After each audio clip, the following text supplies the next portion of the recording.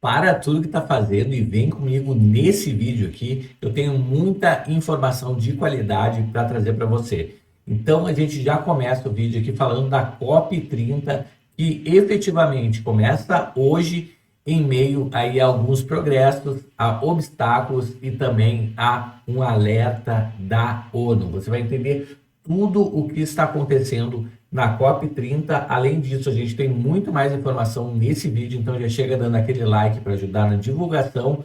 E a gente começa justamente aqui com uma matéria da CNN falando justamente dos eventos que aconteceram para colocar a COP30 oficialmente no ar nesta segunda-feira. Pessoal, foram bilhões de reais investidos, tá? E a COP30 ela vai se estender por 11 dias até o dia 21 de novembro.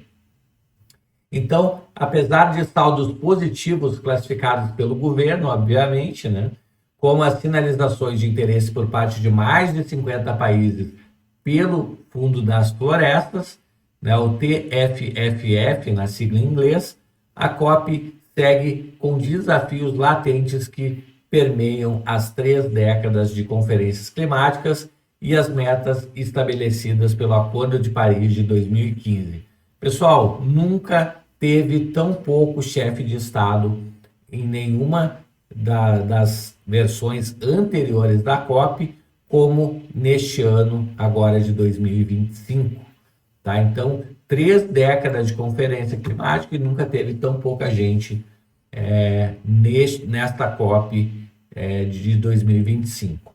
Passados todos esses anos, desde o primeiro encontro em Berlim, que foi lá em 95, as emissões de gases de efeito estufa aumentaram em 1/3. O consumo de combustível fóssil no mundo continua a aumentar, ou seja, combustível, gasolina, né, diesel, etanol. O etanol até não seria fóssil, né? E as temperaturas globais estão a caminho de ultrapassar os limites que têm sido alertados pelos cientistas, com efeitos significativos ao planeta. Então, o que a gente vê aqui é um relatório divulgado pela ONU que alertou que as emissões globais de carbono permanecem muito altas para impedir o aquecimento global. Então, pessoal, fala no aumento aqui progressivo aí um aquecimento extremo de 2,3 a 2,5 graus centígrados no planeta Terra, né? Isso aí pode ocasionar, obviamente, degelos, enchentes, entre outras coisas, né? Então fala aqui, dá um histórico aqui de como evoluiu até chegar nisso, tá? E aí, alguns passos adiante a gente vê aqui que apesar de todas as dificuldades, em alguns segmentos, os dados apontam que a preocupação com o meio ambiente vem ganhando espaço, né? Segundo a Agência Internacional de Energia, a adoção de energia solar e eólica, né? Ou seja, através daquelas placas para pegar a energia do sol ou aqueles cataventos gigantes lá, a eólica, né? Dos ventos, e também as vendas de veículos elétricos que dispararam globalmente, tá? Então, eles veem que isso aí ajudou e muito nessa questão aí para diminuir um pouco o impacto. Então, falando um pouquinho aqui da cúpula dos líderes, entre a última quinta-feira e sexta-feira ocorreu a cúpula dos líderes. Então, os líderes de Estado, né, os presidentes e seus indicados. Um dos eventos pré-COP mais importantes e que trouxe sinalizações sobre o tom que será adotado ao longo da conferência. Mas, como eu disse para vocês, foi a COP que teve menos líderes mundiais. Vou ver se tem essa informação aqui, ou se a CNN decidiu não trazer. Realmente a CNN decidiu não trazer essa informação da quantidade de líderes da COP, mas foi a menor de todos os tempos. O presidente Donald Trump nem participou dessa COP, né? Então, só para você ver o nível da coisa. Próxima notícia aqui, a gente vê, pessoal, o caso da Odebrecht, né, que foi reaberto lá nos Estados Unidos. Eles estão investigando a questão do monopólio da carne lá e aumento de preços, né? Então, alguma coisa que pode novamente respingar aqui no Brasil. Vamos entender. O movimento do governo Trump de reabrir os arquivos dos acordos de leniência firmados pela Odebrecht e pela Embraer com o Departamento de Justiça dos Estados Unidos não é apenas uma questão jurídica, é um terremoto político que volta a assombrar o governo Lula. A Odebrecht foi o coração de um dos maiores esquemas de corrupção já revelados na América Latina, alimentando campanhas eleitorais, comprando parlamentares e sustentando a máquina petista por anos. Agora, com a iniciativa de Edward Martin, procurador assistente do Departamento de Justiça, de revisar cláusulas e cobrar explicações sobre possíveis omissões, o Planalto vê o risco de que verdades incômodas voltem à tona em escala internacional, sem a proteção das instituições brasileiras de costume. O temor do governo é evidente. Se os americanos decidirem expor irregularidades ou reavaliar benefícios concedidos à Odebrecht e à Embraer, o impacto vai recair diretamente sobre o núcleo político que se beneficiou desses esquemas. Não tem outro jeito. Lula e o PT insistem na narrativa de perseguição, mas o simples fato de que os Estados Unidos colocam em dúvida a lisura desses acordos desmonta esse discurso e reacende a memória de que a corrupção não foi um exagero midiático, mas sim a base de sustentação de um projeto de poder.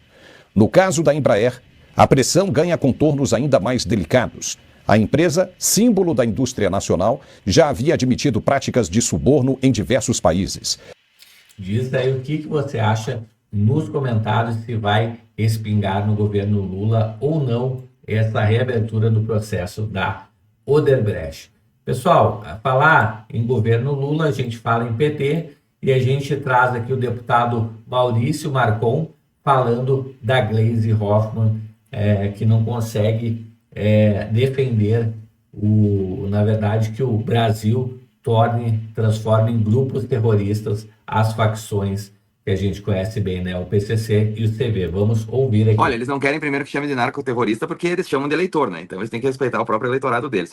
O governo dobrou a aposta. A princípio, eles não entenderam as pesquisas de opinião que mostraram que a população é terminantemente favorável a tornar PCC e Comando Vermelho como organizações terroristas. Essa falácia da amante, ela não vai muito no que a população quer, né? Quando ela diz que, olha, veja bem, se nós aprovarmos e chamarmos eles de terroristas, isso permite que países, né, que não são o Brasil, possam interferir nessas organizações. Olha, eu acho que a pessoa que teve a filha morta lá esses dias, né, o marido que perdeu a esposa, o pai que perdeu a filha, né, eles não estão se importando com quem vai resolver o problema, eles querem resolver o problema. Então vejam vocês que é uma desculpa bastante esfarrapada para defender marginal. Sobre a PEC da segurança, quem está relatando ela é o Mendonça Filho. O Mendonça Filho é nosso, então essa ideia que o governo tem de centralizar a segurança no Lewandowski, que até seria uma aberração, né, porque ele esteve no Ceará esses dias e ele disse que o Ceará era exemplo de modelo de segurança, sendo que o Ceará tem lá em Fortaleza, mais de 40 bairros que são dominados pelas facções. Então vejam vocês que esse é o modelo que o Lewandowski quer para o país. Então, assim, a gente vê bastante desconexão da Gleisi, do PT, as pesquisas de opinião que já saíram, a gente tem um tracking diário que sai do Real Time Big Data, já mostra que o governo perdeu muitos pontos de aprovação. Há uma pesquisa que ontem vazou também